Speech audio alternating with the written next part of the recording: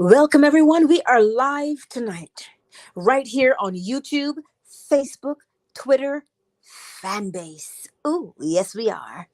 Tonight's lecture by Neville Goddard, Wonder Working Power, from February the 3rd, 1969. Well, you have within you a wonder working power.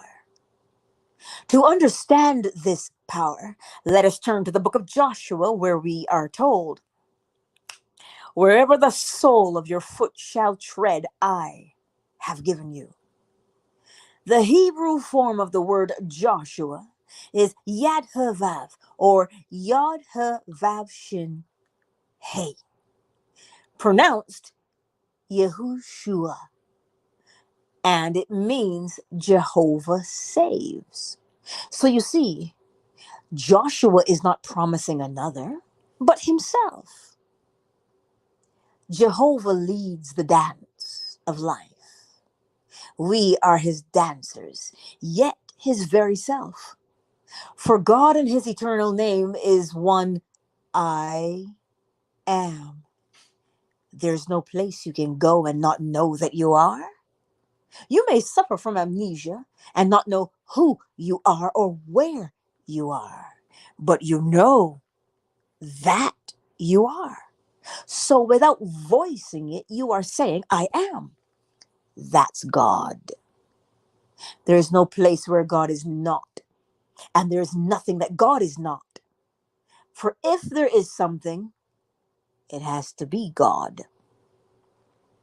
Now, all things by a law divine in one another's being mingle.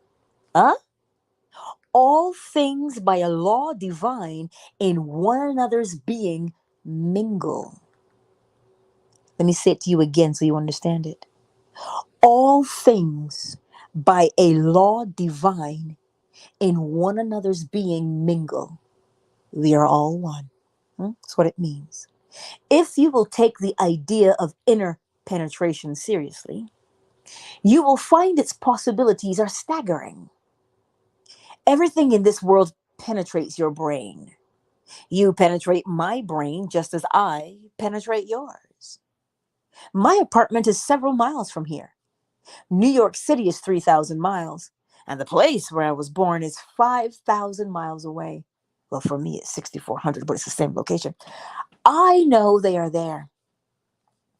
But if I accept the thought of inner penetration, then I believe they are also in my brain. If I desire to visit my island home in Barbados, but do not have the means or the time to go there, I can enter its image in my imagination by approaching it on the fiery chariot of my contemplative thought. And I have done it. I do not use this wonder working power lightly anymore, because I know that after imagining my desire fulfilled, although I may forget it, I will be compelled to experience it in this world of shadows. This wonder working power is to be used for anything you desire. It now penetrates your brain, and it is wherever you are. I know that Barbados is in the outer world, but I also know that I am all imagination.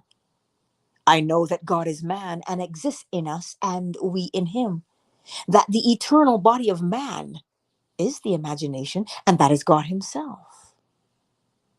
So if I, imagination, enter into an image I desire to occupy, no earthly power can stop that image from becoming an objective fact.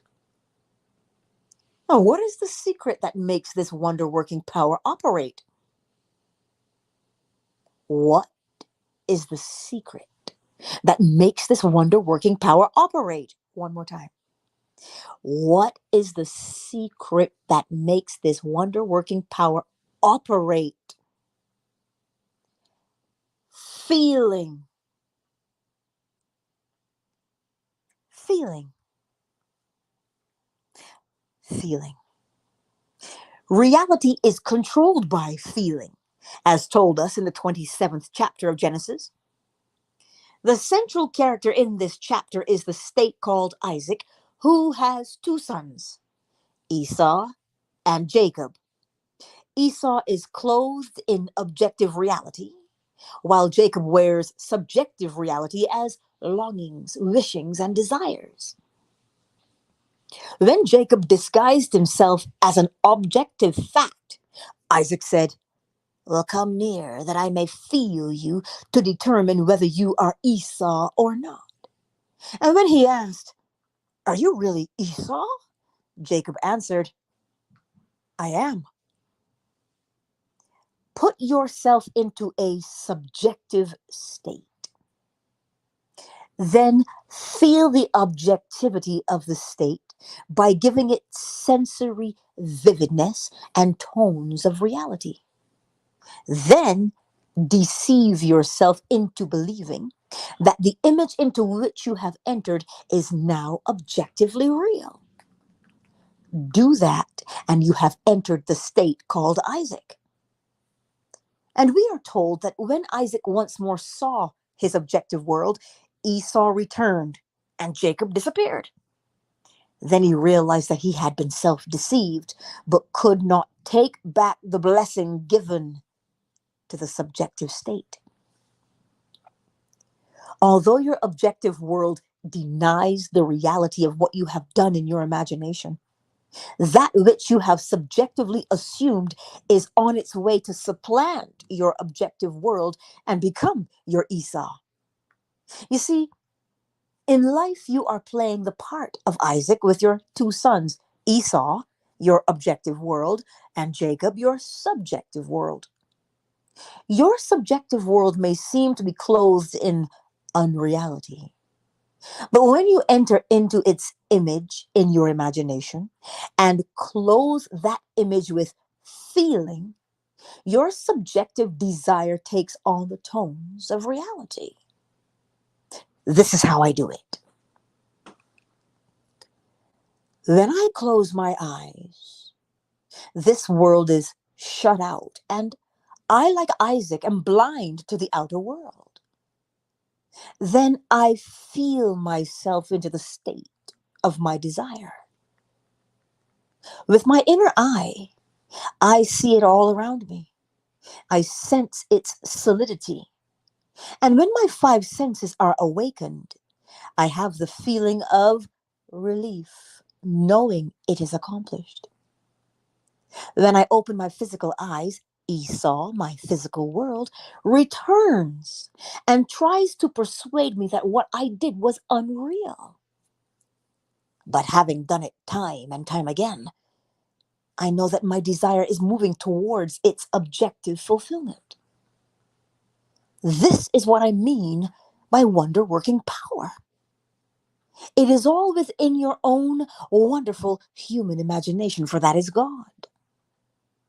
The promise to Joshua is God's promise to himself, for there was no one to play the part that is so uniquely you but God. Having conceived a play which existed only for him, God, the director and author, became the actor. His name is I Am. Before I am known as John, Peter, man or woman, I simply am. But clothing myself in what I would like to be, I am rich, poor, known, or unknown. Although my objective world denies the reality of what I have done, when I have felt the reality of my desired state, I have given it my blessing and cannot take it back. The moment that which was subjective becomes objectively real to you, you have given it your blessing and cannot take it back. Clothed in the feeling of insecurity, your outer world, Esau, reflects that feeling. But when you clothe yourself in the feeling of being rich, even though it is subjective, watch. For as insecurity will no longer have your blessing to remain alive, riches will supplant it. Every state of consciousness is within you. For everything is God made visible, and all things by a law divine in one another's being mingle. The moon is remote in space, yet it penetrates your brain. Therefore, it is in your brain. I can't take you with me to view the earth from the moon, but you can go there yourself. You can go to any point in space that you can conceive of by just imagining you are already there. When I was in the Army, my commanding officer denied my request for discharge. Well, his word was final in the world of Caesar, but not in the world of God. For that very day, I assumed I was honorably discharged and living in my apartment in New York City, 2,000 miles away. And sleeping on a little cot in the barracks, I assumed I was in my own comfortable bed. I made it quite clear to myself that I was not on furlough, but was honorably discharged and once more a civilian. In my imagination, my wife was in her bed and my little girl in hers. Then I got off the bed, walked over to the window, and looked out upon a familiar scene that could only be seen from there. I saw the Hawley apartments across the way, as well as Washington Square. I walked through every room in the apartment, touching familiar objects, and then returned to my bed to sleep in New York City as though it were a fact. Early the next morning, I saw a sheet of paper which resembled the application I had made. Then a hand holding a pen scratched out the word disapproved and boldly wrote the word approved. And I heard a voice say, "That which I have done, I have done. Do nothing." Well, knowing exactly what I had done, I knew I was moving towards its objective confirmation, and no power on earth could stop it. Well, 9 days later, the man who disapproved my application gave me an honorable discharge. I tell you, everything is possible to the individual when he knows who he is. You are the Joshua of the Old Testament and the Jesus of the New. And Jesus, your own wonderful human imagination, is Jehovah. He is your awareness. But as long as you see Jehovah as someone other than yourself, you will not apply this principle. You must be willing to give up all foreign gods, all idols, and return to the one and only God whose name is in you as your very being. If you were trained in the Christian faith, you were taught to believe that Jesus was on the outside. But how can you put him to the test if he is another? There never was another Joshua or Jehovah. There is only God, the director of the great dance of life, whose dancers are himself. God plays the part of the bum and dances the dance of poverty. He also plays the part of a millionaire and dances to the tune of millions, as every part is being played by God. Now everyone must act from where he is. Ask yourself, where am I? If I am God, where can I go and God is not? Well, if I make my bed in hell, God is there. If I make it in heaven, God is there. For everything penetrates me. I do not have to physically move. Simply by adjusting my thinking, I can move from one state to another. I remember one cold winter night in New York City. I was lecturing in a church off Times Square where the usual crowd was in excess of 1,000. But because of the cold and snow, there were only about 200 in attendance. My first book had just been released, and that night maybe 50 copies were sold. And since I had run the press, On 5,000, I was eager to get the book in distribution. Now, because of the storm outside, that night I spoke of the warmth of Barbados, the palm trees, and the odors of the tropics. And when I retired, I felt myself in my mother's home in Barbados. I listened to the movement of the leaves and smelled the tropical atmosphere. Then a cable came saying that mother was dying and I should return home. Within 24 hours, my wife and I set sail for Barbados. I had put myself there and had to fulfill my imaginal act, even though it was an inconvenient time for me to go. So I do not treat my wonder-working power lightly. When I ask you to adjust yourself to a certain state, I mean for you to feel it is real. For reality is controlled by feeling. The day will come when feeling will modify or even void that which you think are the laws of nature and science, and you will discover they are not so at all. This wonder-working power is all within you and can be operated consciously when you know who you are. See, if you get down on your knees and pray to an external God, you do not know this power. Whether you are in a church or a bar, God is there. And wherever God is, that place is holy. A bar is just as holy as a church when you are there knowing who you are.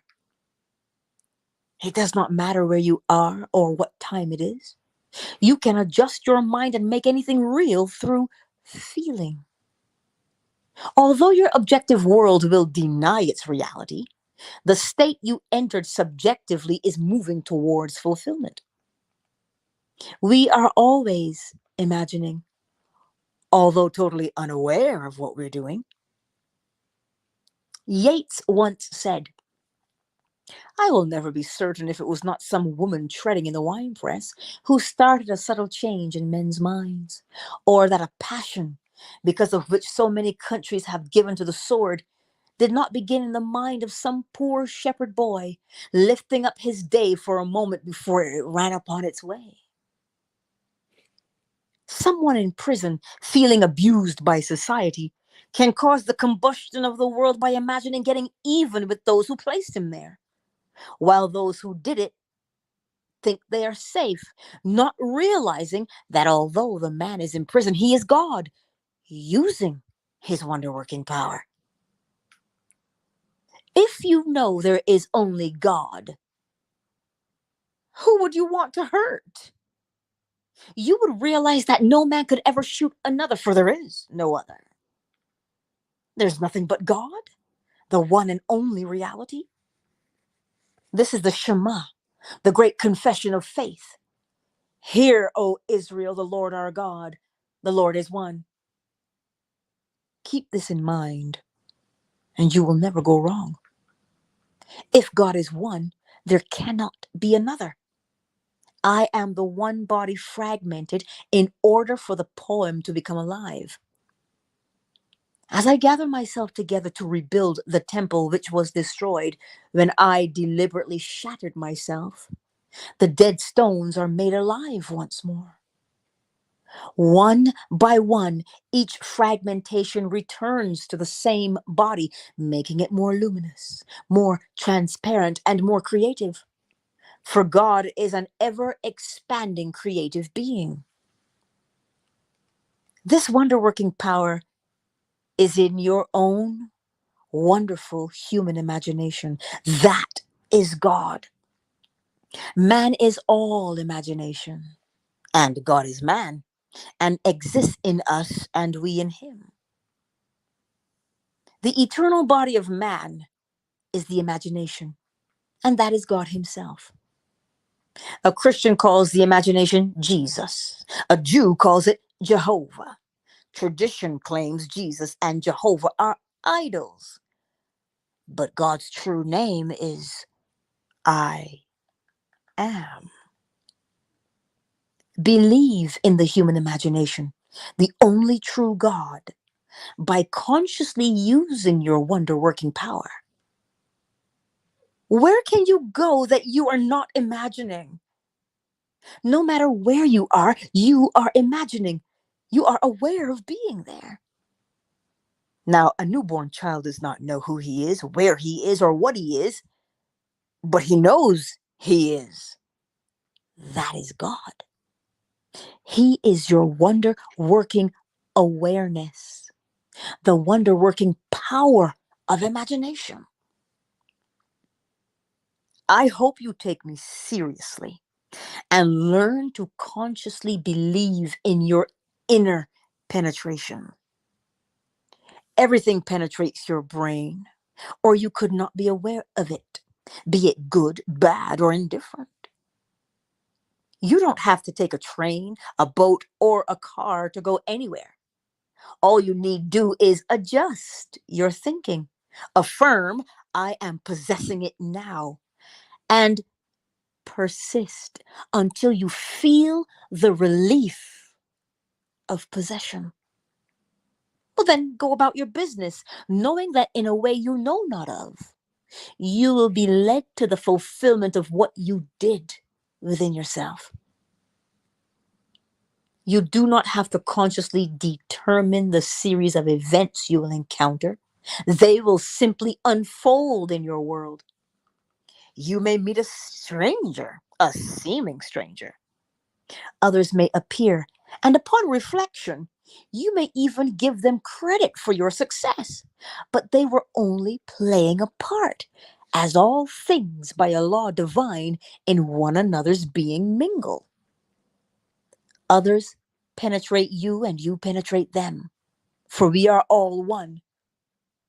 If someone can play the part necessary for you to climb on that rung of the ladder, then he will do it without his knowledge of consent. Do not think of individuals, but of what you want as an end.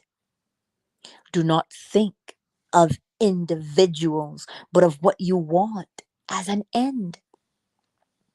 Shape your life wisely by becoming aware of the desire you are shaping in your mind.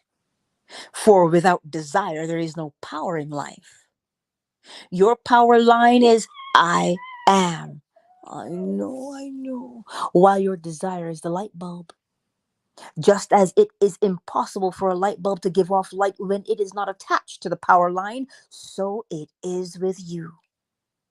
You must attach your desire to your I am for it to illuminate and become objective to you.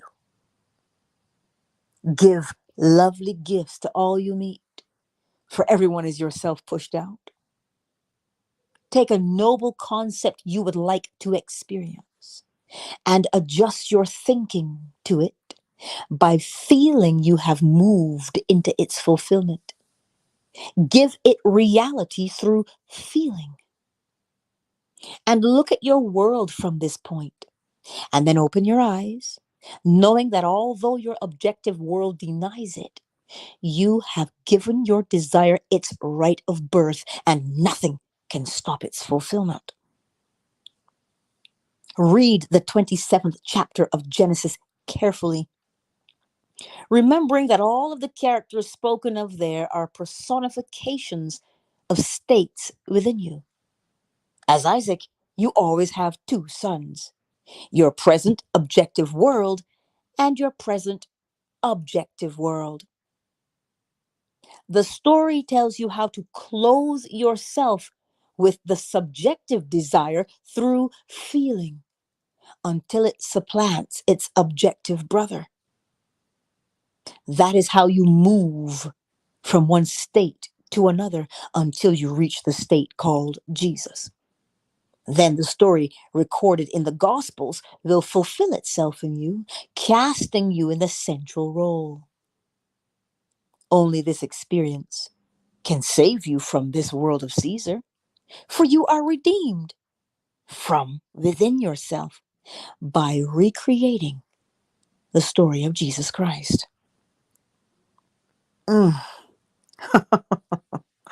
Listen, I don't know if that lecture moved you, but I know that lecture moved me.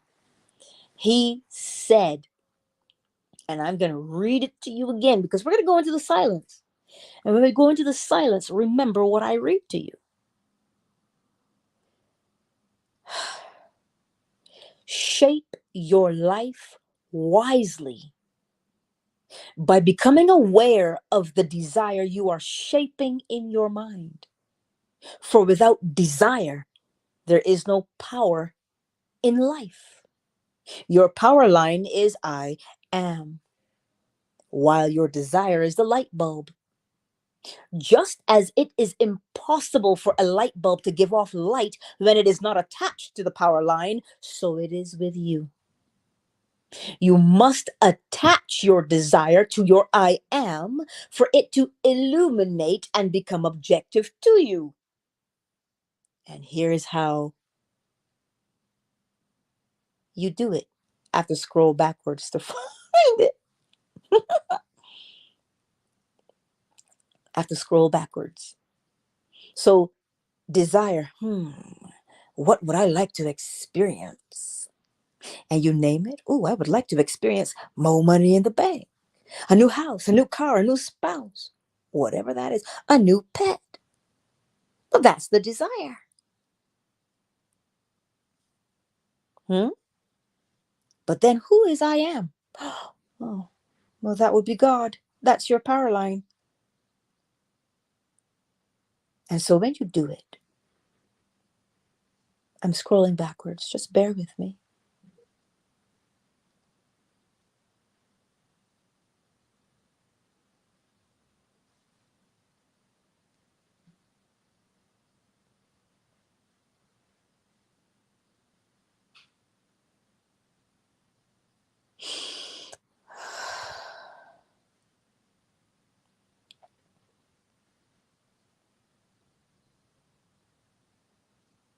Here is how it is done. How to connect your desire to your life and power line, which is I am. And after you hear it, we'll go into the silence. Then I close my eyes. This world is shut out. And I, like Isaac, am blind to the outer world. Then I feel myself into the state of my desire. With my inner eye, I see it all around me. I sense its solidity. And when my five senses are awakened, I have the feeling of relief, knowing it is accomplished. When I open my physical eyes, Esau, my physical world, returns and tries to persuade me that what I did was unreal. But having done it time and time again, I know that my desire is moving towards its objective fulfillment.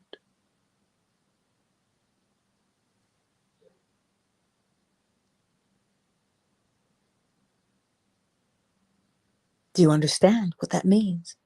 It means if you say, I need more money in the bank, and you close your eyes,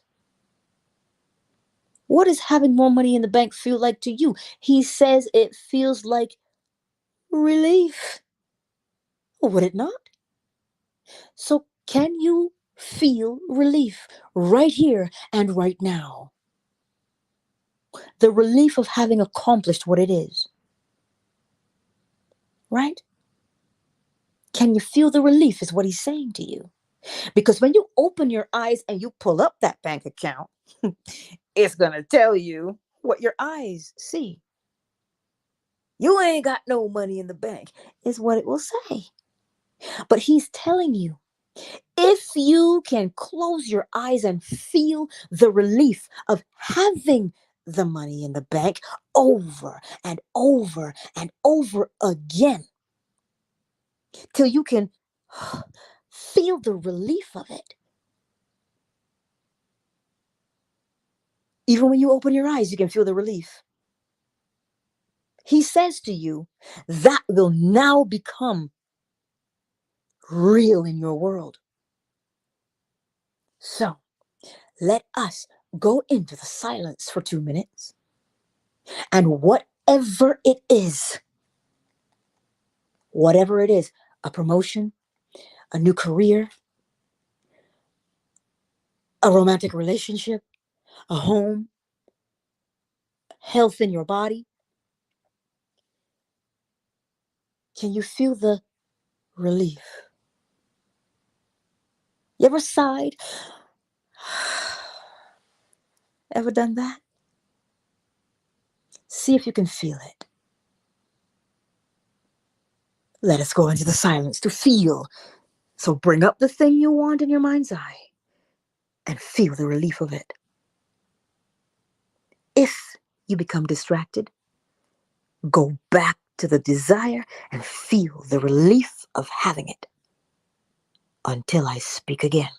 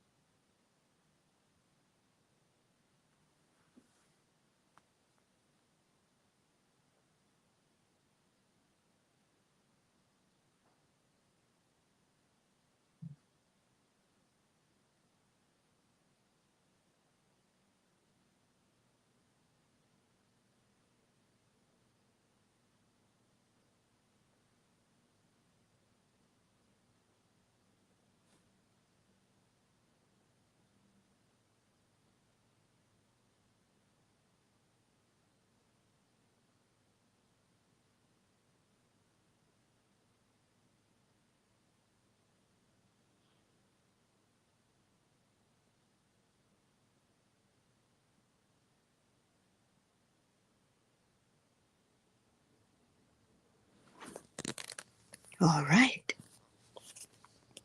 Take your time. And so as you lay your head on your pillow every night, bring up the sensation of relief. That's what I was going to tell you.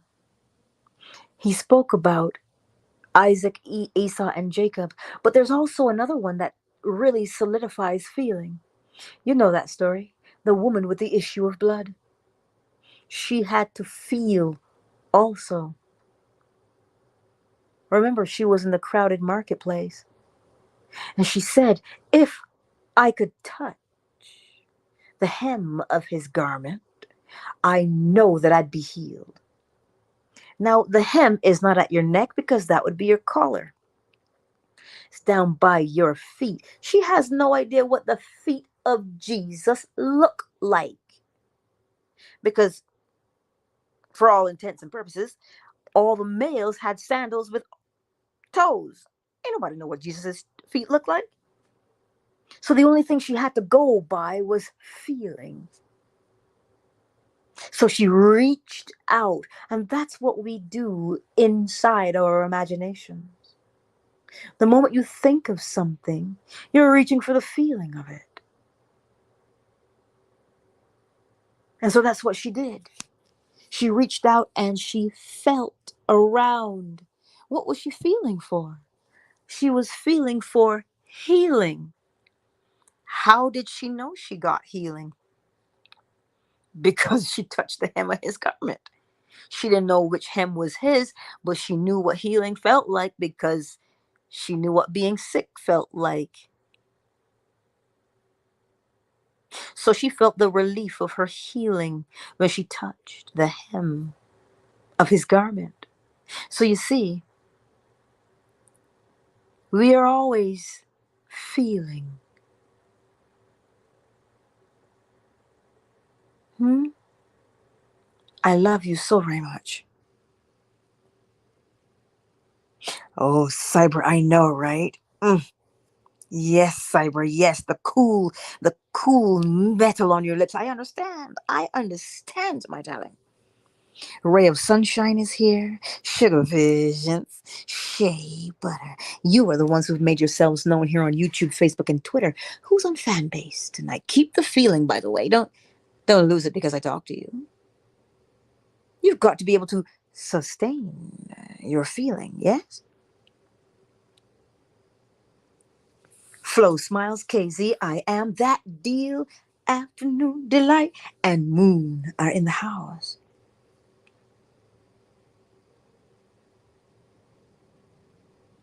Right? What was the question, I am? Because I want to remember what it was. I don't know. But like I said, that lecture, because it is so easy to become disillusioned by what we see on the outside. Remember what Neville did. He wanted to leave the army. And so, remember, Neville was also a dancer. So uh his ability to, what's the word I want to say, visualize and to see images, because dancers, they see all the moves. They have to see those moves clearly in their heads, yeah? So for him, his nuance was visualization. This is why he could see it. And as a dancer, when you see the move in your head and you move your body to match, well, you evoke the feeling of it. So what is your nuance? Me, you know mine, because I'm a chatty Cathy. So I talk a lot, which means I hear. So I listen, and what I hear will stimulate or penetrate the sensation within my own body. So, what is it that you do? Do you touch? Is it a sense of smell? Remember the woman, she wanted roses. All she said was, "Ooh, I would love some roses. Those are my favorite." And she sat there and she smelt roses in her mind's eye. And she felt that soft velvet of the petals. And wouldn't you know it? She went back to her hotel room. I think this may have been either 2 days later or some such thing. Maybe even the same night, I don't recall. But the Queen Mother had stayed at the Waldorf Astoria.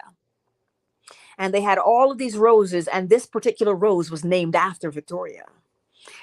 And sure enough, the concierge said, "Ah, Madame, I have all of these roses and I don't know what to do with them. Would you like some roses?" And she's like, "Oh, why, yes." And he took them up to her room. So she had roses and roses and roses coming out of places she never knew she had. And all she did was what? She did not ask, "I wonder where I'm going to get some roses." You notice how he said, "Get in to the state," and then the thing unfolds. So tonight, because I will not get carried away in here, I'm not going to get carried away in here tonight. So, as you put your head on your pillow, put your head on your pillow, right? When you do that, you inhale nice and slow and steady. And you exhale nice and slow and steady. And you bring to your mind's eye the thing that you desire. Now remember the law of cause and effect. Every cause has its effect, every effect has its cause. Why? Because Neville says if you have the feeling, remember, if I can touch the hem of his garment, Esau and Jacob, Isaac said, come closer that I may touch you. Can you feel the relief of having your desire?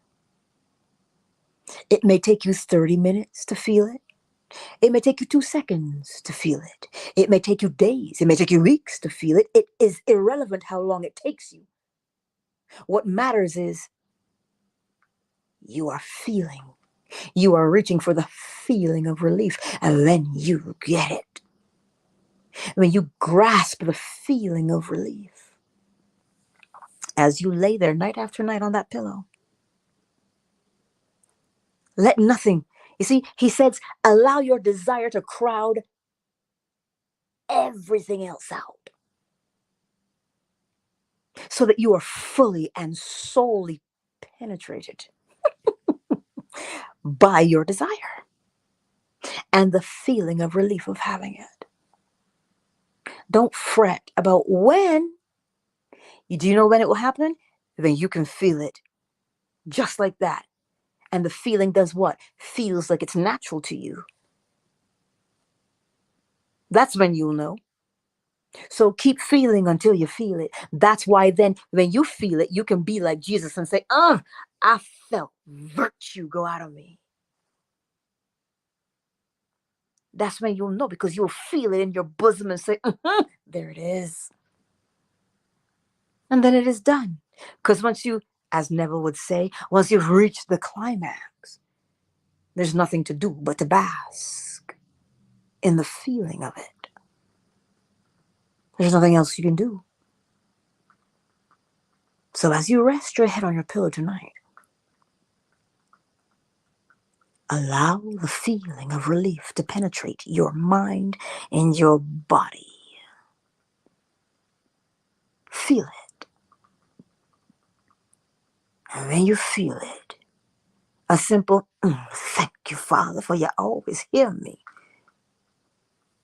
And who are you talking to in the middle of the darkness in your room? You. Just you. I love you. Rest well tonight, my beautiful friends. Countdown initiated. 5, 4, I am. What's the question? 3, 2, 1. Much love and rest well.